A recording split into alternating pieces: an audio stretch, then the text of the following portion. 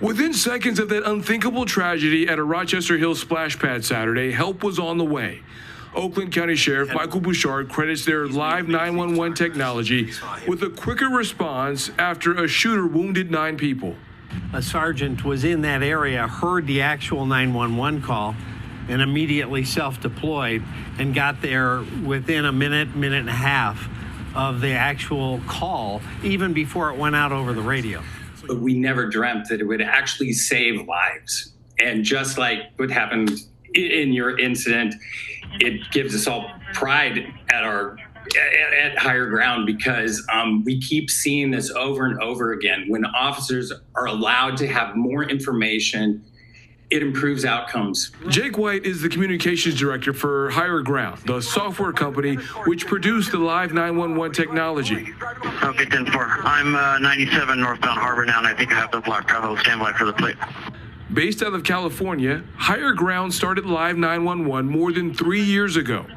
The goal was to cut police response time in half by allowing officers in the field to pinpoint the precise location of the 911 call as the dispatcher picks up.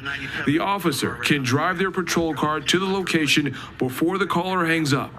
So it's growing because many different parts of public safety are realizing the value of live streaming emergency calls.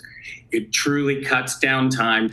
Since its debut, more than 140 law enforcement agencies use the technology, and so do fire departments and crime centers, which will pair it with drone technology. The Oakland County Sheriff's Office began using it in 2022. Sheriff Bouchard says they're the only department in Southeast Michigan to use it.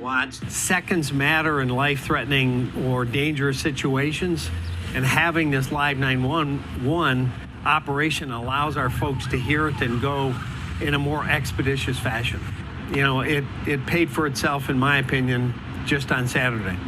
Technology of the future that's helping save lives in the present. Brandon Hudson, Fox 2 News.